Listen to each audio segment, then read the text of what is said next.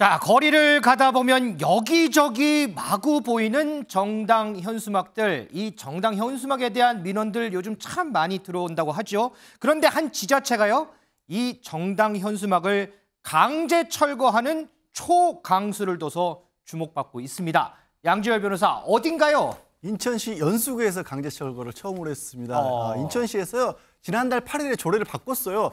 이거 국회의원들 현수막이라고 할지라도 선거구당 4개, 그것도 지정 게시대만 걸 수 있습니다. 라고 맞아요. 바꿔놓고 11일까지 계도 기간을 줬습니다. 그리고 바로 위반 사례에 대해서 오늘 강제 철거를 시작을 한 겁니다. 이현정 의원님, 네. 요즘에 이 현수막 보면 물론 난립하는 것도 문제인데 문구들을 보면 이거 그냥 딱 보고 지나치기에는 좀 그런데라는 이런 현수막도 좀 많아진 것 같아요, 요새. 제가 광화문을 왔다 갔다 많이 하거든요. 온 천지가 정말 현수막입니다. 그 내용도 보면 욕설과 상대 비방 뭐 이런 것들로 있어서 정말 제 정신이 시끄러울 정도예요. 근데 문제는 이 법이 보면 지금 특히 정당에서 붙이는 거는 아무 데나 다 붙일 수 있습니다. 네. 그리고 또 보면요, 정당에서 붙이는 거 보면 뭐 며칠간 붙인다, 15일간 붙어 있거든요. 다 6월 달이에요. 안 띱니다, 아예. 그러니까 또 띄면은 이거를 뭐 구청에서 해야 되는데 구청에서 안 해요. 아직 건드리지 않아요. 네. 그러니까 또 그 붙인 사람도 놔둡니다. 또 떼면 또 이걸 뭐 고소한다고 그래요. 그러니까 지금 그 광화문 가보시면 일자가 보면요, 전부 다 6월 달까지 다 돼 있는 거예요. 이미 다 떼야 되는데 계속 놔두는 그냥 놔두는 거예요. 그러니까 이러니 이게 도대체 대한민국이 이건 무슨 뭐 현수막 천국도 아니고 저 현수막 있잖아요. 저거 그 어디 쓸 데도 없습니다. 저거 저 다 태워야 되고요. 완전 환경오염이에요. 저거 하나면 10만 원 정도 하거든요, 값이. 저 값만 해도 얼마입니까? 정말 이거는 국회의원들이 정말 자기들을 위해서 법 바꿔서 저렇게 하는 거 아니겠습니까?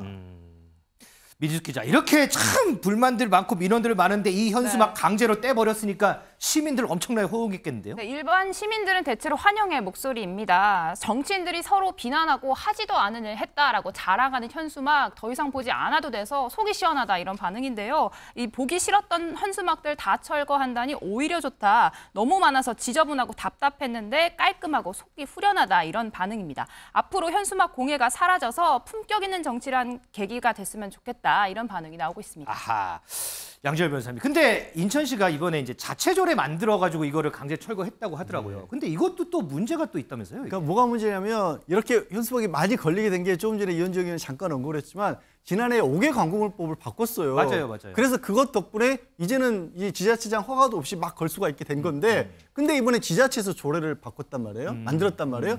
그 5개 광고물법에 그렇게 지자체에서 할 수 있습니다라고 위임하는 법이 없는 겁니다. 그래서 이거를 대법원에 제소를 했다, 행정안전부에 제소를 했다고 하는데 이게 따지면 정치적 표현의 자유잖아요. 그렇죠. 근데 정치적 표현의 자유는 이 국민들에게 위해서 정치하시는 분들이 보장을 해줘야지 본인들 정치적 자유 누리자고 시민들이 이렇게 불편하게 하시면 어떡합니까? 요 관련해서요, 저희가 유정복 인천시장에게 전화를 해서 입장을 한번 물어봤거든요. 유정복 시장 얘기 좀 들어보겠습니다. 그 헌법에 정한 국민의 평등권에 위배되고 국민 생각하지 않고 정치인들의 특권의식이 나타난 것이 바로 정당 현수막을 무제한으로 허용하도록 한 법입니다. 인천시에서는 조례를 제정해서 이것을 철거할 수 있도록 하는 근거를 마련한 것이고 절대 다수의 시민들이 정치 혐오를 벗겨내는 좋은 정책으로 얘기해주고 있습니다. 법적인 다툼이 있게 되면은 저희 논리를 갖고 대응을 해나갈 것이고 이것은 헌법 정신에 위배되고 많은 문제점이 있다는 것을 분명히 알려주도록 노력을 하겠습니다.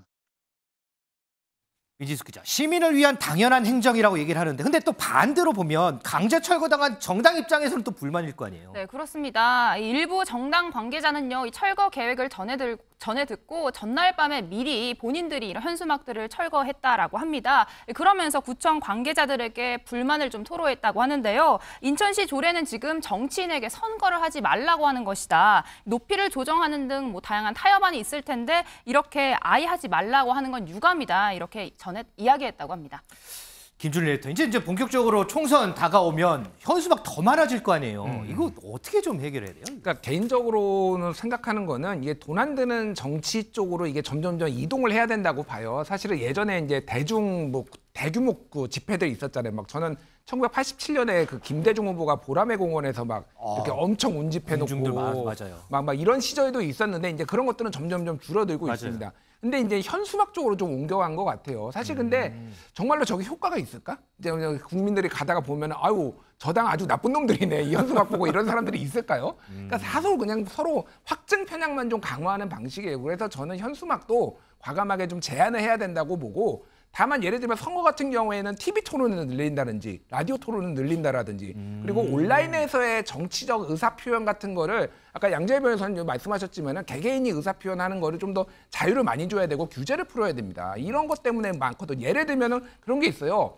뭐 교사들 있잖아요. 네. 어디에다가 좋아요만 눌러도 국가 공무원이 중립 위반을 됐다라고 뭐 잡혀가고 그래요. 징계받고 그래요. 이게 지금 몇 년도인데 좋아요도 못 누릅니까? 막 이런 것들도 선관위가 좀 풀어주고 이런 방식으로 좀 나가야지 이게 좀 합리적으로 되지 않을까 그렇게 생각을 합니다.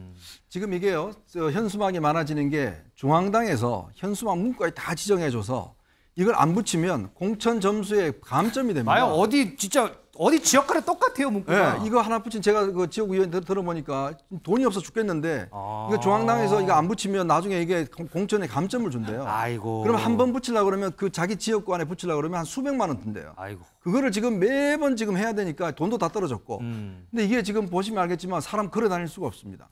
그러니까 이것부터 중앙당부터 이걸 좀 저는 자제를 해야 됩니다. 자, 이 시민들 불편 최소화하면서요 정치권도 그들의 목소리를 알 수 있는 최선의 방안 좀 찾아봤으면 좋겠습니다.